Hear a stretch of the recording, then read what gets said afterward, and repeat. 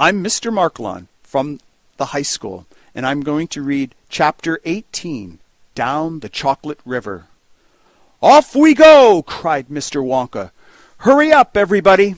Follow me to the next room, and please don't worry about Augustus Gloop. He's bound to come out in the wash. They always do. We shall have to make the next part of the journey by boat. Here she comes! Look!" A steamy mist was rising up now from the great warm chocolate river, and out of the mist there appeared suddenly a most fantastic pink boat. It was an open, large rowboat with a tall front and a tall back, like a Viking boat of old, and it was of such shining, sparkling, glistening pink color that the whole thing looked as though it had been made of bright pink glass. There were many oars on either side of it, and the boat came closer. The watchers on the riverbank could see that the oars were being pulled by masses of Oompa Loompas, at least 10 of them to each oar. "This is my private yacht," cried Mr. Wonka, beaming with pleasure. "I made her by hollowing out an enormous boiled sweet. Isn't she beautiful? See how she comes cutting through the river." The gleaming pink boiled sweet boat glided up to the riverbank. 100 Oompa Loompas rested on their oars and stared up at the visitors. Then suddenly, for some reason best known to themselves, they all burst into shrieks of laughter. "What's so funny?" asked Violet Beauregard. "Oh, don't worry about them," cried Mr. Wonka. "They're always laughing. They think everything's a colossal joke. Jump into the boat, all of you. Come on, hurry up." As soon as everybody was safely in, the Oompa Loompas pushed the boat away from the bank and began to row swiftly down the river. "Hey, there! Mike Teavee!" shouted Mr. Wonka. "Please do not lick the boat with your tongue. It'll only make it sticky." "Daddy," cried Veruca Salt, "I want a boat like this. I want you to buy me a big, pink, boiled sweet boat exactly like Mr. Wonka's, and I want lots of Oompa Loompas to row me about, and I want a chocolate river, and I want... "She wants a good kick in the pants," whispered Grandpa Joe to Charlie. The old man was sitting in the back of the boat, and little Charlie Bucket was right beside him. Charlie was holding tightly onto his grandfather's bony old hand. He was in a whirl of excitement. Everything he had seen so far, the great chocolate river, the waterfall, the huge sucking pipes, the candy meadows, the Oompa Loompas, the beautiful pink boat, and most of all, Mr. Willy Wonka himself, had been so astonishing that he began to wonder whether there could possibly be any more astonishments left. Where were they going now? What were they going to see? And what in the world was going to happen in the next room? "Isn't it marvelous?" said Grandpa Joe, grinning at Charlie.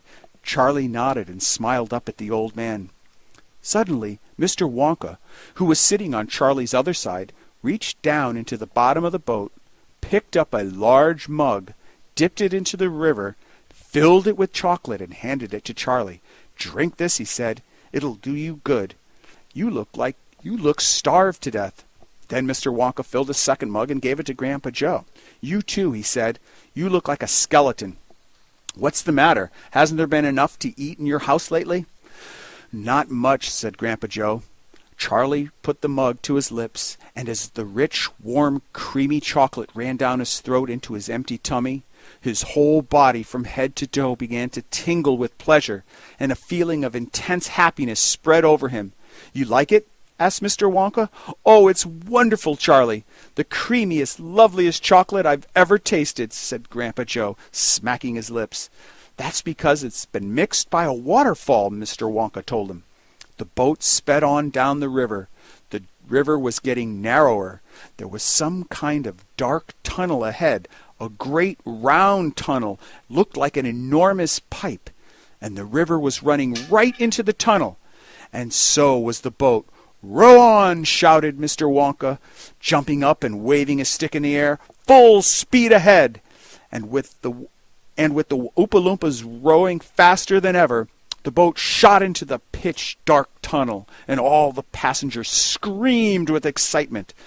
"How can they see where they're going?" shrieked Violet Beauregard in the darkness. "There's no knowing where they're going," cried Mr. Wonka, hooting with laughter. "There's no earthly way of knowing which direction they are going, and there's no knowing which way they're rowing, or which way the river's flowing. Not a spark of light is showing. So the danger must be growing, for the rowers keep on rowing, and they're certainly not showing any signs that they are slowing." "He's off his rocker!" shouted one of the fathers, aghast, and the other parents joined in the chorus of frightening shouting. "He's crazy! He's balmy! He's nutty! He's screwy! He's batty! He's dippy! He's dotty! He's daffy! He's goofy! He's beany! He's buggy! He's wacky! He's loony!" "No, he's not!" cried Grandpa Joe. "Switch on the lights!" shouted Mr. Wonka, and suddenly on came the lights, and the whole tunnel was brilliantly lit up, and Charlie could see that they were indeed inside a gigantic pipe, and the great upward curving walls of the pipe were pure white and spotlessly clean. The river of chocolate was flowing very fast inside the pipe, and the Oompa Loompas were all rowing like crazy, and the boat was rocketing along at a furious pace. Mr. Wonka was jumping up and down in the back of the boat and calling to the rowers to row faster and faster still.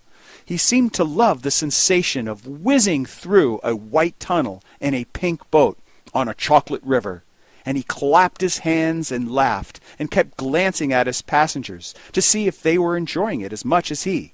"Look, Grandpa," cried Charlie, "there's a door in the wall. It was a green door, and it was set into the wall of the tunnel just above the level of the river." As they flashed past it, it was just enough time to read the writing on the wall. "Storeroom number 54, it said. All of the creams: dairy cream, whipped cream, violet cream, coffee cream, pineapple cream, vanilla cream, and hair cream." "Hair cream!" cried Mike Teavee. "You don't use hair cream." "Row on!" shouted Mr. Wonka. "There's no time to answer silly questions." They streaked past a black door. "Storeroom number 71, it said on it. Whips, all shapes and sizes." "Whips!" cried Veruca Salt.